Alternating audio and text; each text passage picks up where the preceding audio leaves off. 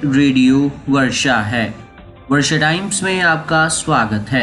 रामनवमी के मद्देनजर शांति समिति की बैठक। चमकी बुखार से पीड़ित बच्चों को एम्बुलेंस से ही मिलेगा प्राथमिक उपचार। थावे दुर्गा मंदिर में निशा पूजा में उमड़ी श्रद्धालुओं की भीड़। इलाज कर घर लौट रही महिला को बस ने मारी टक्कर, मौके पर मौत। और शॉर्ट सर्किट से लगी आग, 10 बीघा गेहूं की फसल जलकर हुई खाक।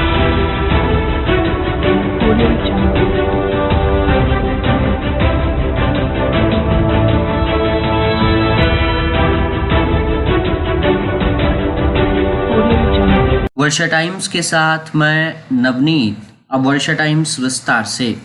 मांझागढ़ संवाददाता सुधीर श्रीवास्तव के अनुसार रामनवमी के मद्देनजर मांझागढ़ थाना परिसर में शांति समिति की बैठक थाना प्रभारी राजीव रंजन सिंह के नेतृत्व में की गई। बैठक की अध्यक्षता अंचलाधिकारी मुन्ना कुमार ने की। बैठक में उपस्थित जनप्रतिनिधियों को संबोधित करते हुए अंचलाधिकारी ने रामनवमी के अवसर पर जुलूस निकालने वाले पूजा समितियों के पास लाइसेंस होना आवश्यक है, ऐसा बताया। जुलूस के दौरान डीजे का प्रयोग प्रतिबंधित रहेगा। साथ ही हाथी को जुलूस के दौरान नहीं रखने, घोड़े को रखने की अनुमति दी। वहीं दूसरी तरफ थाना प्रभारी राजीव रंजन सिंह ने जनप्रतिनिधियों को संबोधित करते हुए कहा कि कहीं भी किसी प्रकार के विवाद होने की संभावना हो तो तत्काल पुलिस को सूचित करें। अविलंब त्वरित कार्यवाही की जाएगी तथा डीजे पर जिला प्रशासन के द्वारा प्रतिबंध लगाया गया है। प्रतिबंध का पालन करने में सभी लोगों का सहयोग होना आवश्यक है। चमकी बुखार से पीड़ित बच्चों को एम्बुलेंस में ही प्राथमिक उपचार की सुविधाएं मिल सकेंगी। इसको लेकर स्वास्थ्य विभाग के द्वारा प्रशिक्षण शिविर आयोजित कर एम्बुलेंस ईएमटी यानी इमरजेंसी मेडिकल टेक्नीशियन को प्रशिक्षण दिया गया। चमकी बुखार के बेहतर प्रबंधन और त्वरित चिकित्सकीय सेवाएं उपलब्ध कराने को लेकर स्वास्थ्य विभाग प्रतिबद्ध है। सदर अस्पताल के क्षेत्रीय प्रशिक्षण केंद्र में शिविर आयोजित कर चमकी के मरीजों को एम्बुलेंस पर कैसे लाना है, कैसे तुरंत उपचार करना है, इसके तौर तरीके बताए गए। साथ ही उन्होंने बताया कि किस प्रकार से शरीर के तापमान की जांच की जाएगी, उनके ग्लूकोज स्तर की जांच करनी है, किस प्रकार से उन्हें ऑक्सीजन देना है और कौन कौन सी जरूरी दवाओं का कितना प्रयोग करना है। सदर अस्पताल की जीएनएम निशी कुमारी, जीएनएम मीना कुमारी ने ट्रेनर के रूप में ट्रेनिंग दी। इस दौरान जिला वेक्टर जनित रोग नियंत्रण पदाधिकारी डॉक्टर सुषमा शरण, जिला वेक्टर रोग सलाहकार अमित कुमार, वीडीसीओ प्रशांत कुमार, बीडीसीओ विपिन कुमार, एसीओ मुन्ना कुमार समेत अन्य मौजूद थे। इस संबंध में जिलाधिकारी ने बताया कि चमकी बुखार और जेई से निपटने को लेकर स्वास्थ्य विभाग पूरी तरह से तैयार है। इसको लेकर सदर अस्पताल में 10 बेड तथा अनुमंडल अस्पतालों में 5 बेड और सभी सीएचसी और पीएचसी में 2-2 बेडों का वार्ड बनाया गया है। इसके साथ ही स्वास्थ्य कर्मियों का प्रशिक्षण जारी है। उन्होंने बताया कि आवश्यक दवाओं की उपलब्धता सुनिश्चित कर ली गई है। एम्बुलेंस की टैगिंग भी कर ली गई है। चमकी बुखार के प्रारंभिक लक्षणों में तेज बुखार रहना, बदन में लगातार ऐंठन रहना, दांत पर दांत दबाए रखना, सुस्ती चढ़ना, कमजोरी और बुखार की वजह से बेहोशी आना, चुट्टी काटने पर भी शरीर में कोई गतिविधि का न होना आदि चमकी बुखार के प्रमुख लक्षणों में से हैं। कटिया प्रखंड के बेलौरा में गुरुवार की दोपहर नवनिर्मित झोपड़ी में अचानक आग लग गई, जिसमें उसमें रखे गए कीमती सामान एवं नगद रुपए जलकर खाक हो गए। ग्रामीण एवं दमकल की गाड़ियों की मदद से आग पर काबू पाया गया। प्राप्त जानकारी के अनुसार बेलौरा गांव निवासी राधा वल्लभ तिवारी के निर्मित झोपड़ी में अचानक आग लग गई। अगल बगल के लोगों ने जब तक कुछ समझ पाते आग विकराल रूप धारण कर नवनिर्मित झोपड़ी को अपने आगोश में ले लिया था। साथ ही बगल की स्थित एक पेड़ में भी आग पकड़ लिया था। ग्रामीण आग बुझाने का प्रयास करते रहे। इसकी सूचना स्थानीय थाने एवं फायर ब्रिगेड की गाड़ियों को दी गई, जिसके बाद मौके पर पहुंची दमकल की गाड़ियों एवं ग्रामीणों की कड़ी मशक्कत के बाद आग पर काबू पाया गया। इस आगलगी में राधा वल्लभ तिवारी के नवनिर्मित झोपड़ी में रखे कीमती सामान और 25,000 रुपये नगद जलने की बात ग्रामीणों द्वारा बताई जा रही है। बेलौरा गांव निवासी एवं जदयू प्रदेश सचिव रवि मिश्रा ने माननीय मंत्री से दूरभाष से संपर्क कर इस घटना से अवगत कराया है। साथ ही मंत्री ने पीड़ितों को नियमानुसार हर संभव मदद का आश्वासन भी दिया है। रेडियो वर्षा के संवाददाता सत्यप्रकाश वर्मा के अनुसार वासंतीय नवरात्रि के पावन अवसर पर ऐतिहासिक थावे दुर्गा मंदिर में भक्तों ने निशा पूजा की तथा निशा पूजा में भक्तों की भारी भीड़ उमड़ पड़ी थी। गोपालगंज जिला मुख्यालय से तकरीबन 7 किलोमीटर की दूरी दक्षिण पश्चिम की ओर गोपालगंज सिवान मुख्य मार्ग पर थावे का प्रसिद्ध दुर्गा मंदिर अवस्थित है। इस स्थल को ऐतिहासिक और धार्मिक मान्यताएं हैं। इस मंदिर की ऐतिहासिक और पौराणिक कथाओं की भरमार है, जिसमें बताया जाता है कि चेरो वंश काल में ये स्थल जंगली इलाका था। चीतू टोला के रसू नामक एक गरीब व्यक्ति रहते थे और माँ दुर्गा के अनन्य भक्त भी थे। इसी को लेकर इस मंदिर की गहरी आस्था बताई जाती है।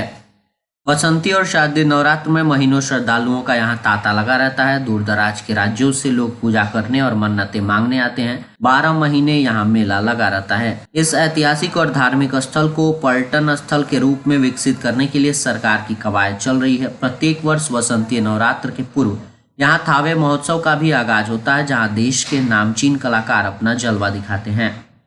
फुलवरिया संवाददाता त्रिलोकीनाथ दुबे के अनुसार अपने जमाने में अभिनव कुमार मिश्रा जैसे दर्जन भर पदाधिकारियों को जन्म देने वाले प्रखंड के पंचायत उच्चतर माध्यमिक विद्यालय मिश्र बतरहा आजकल भवन की कमी व विषयवार शिक्षकों के अभाव से जूझ रहा है।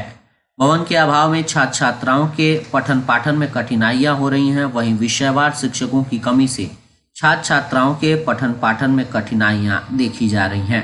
इसकी जानकारी देते हुए विद्यालय के प्राचार्य ब्रिजेश कुमार ने बताया कि कक्षा 9 से 12 तक चलने वाले विद्यालय एवं छात्र छात्राओं की संख्या लगभग 1595 है, जिसके लिए प्राचार्य सहित 22 शिक्षकों की पदस्थापना की गई है।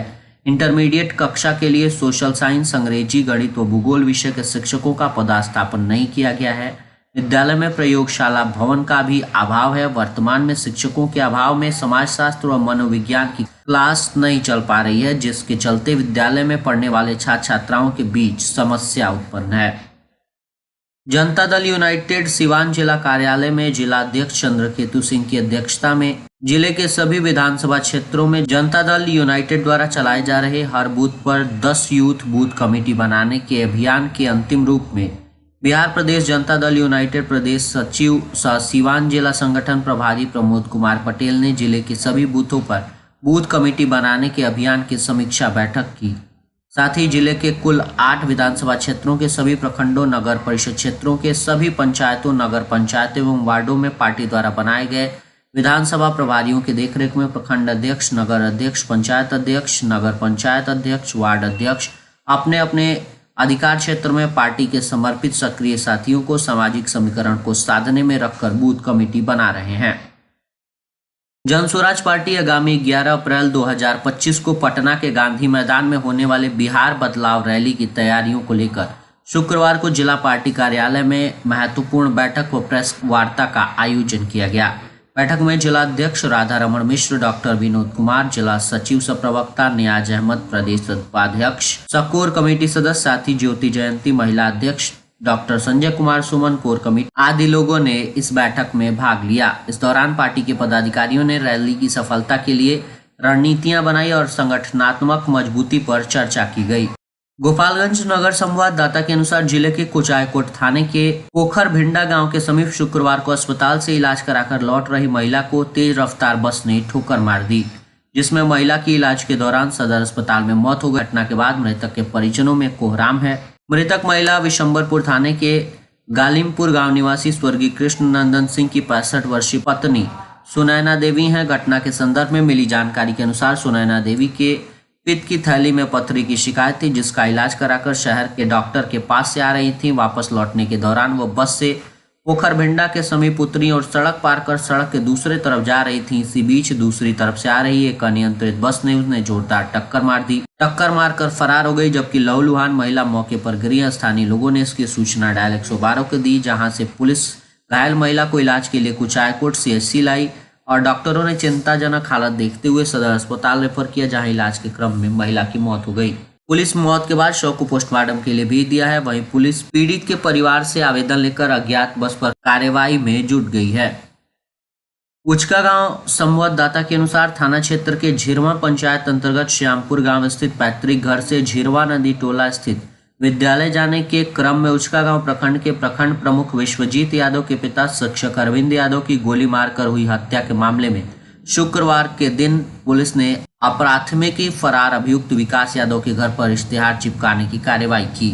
थाना क्षेत्र के झिरवा नदी टोला के समीप विद्यालय जाने के क्रम में 10 जनवरी को बदमाशों ने शिक्षक अरविंद यादव की गोली मारकर हत्या कर दी थी। मामले में मृतक शिक्षक यादव के भाई पहलवान राजीव कुमार ने झिरवा पंचायत के मुखिया मोहम्मद नजीर आलम सहित 5 लोगों के विरुद्ध प्राथमिकी दर्ज कराई थी। हथुआ प्रखंड क्षेत्र के राजघाट गांव में शुक्रवार को दोपहर बिजली के शॉर्ट सर्किट से धधकी आग से 10 बीघा गेहूं की फसल जलकर खाक हो गई।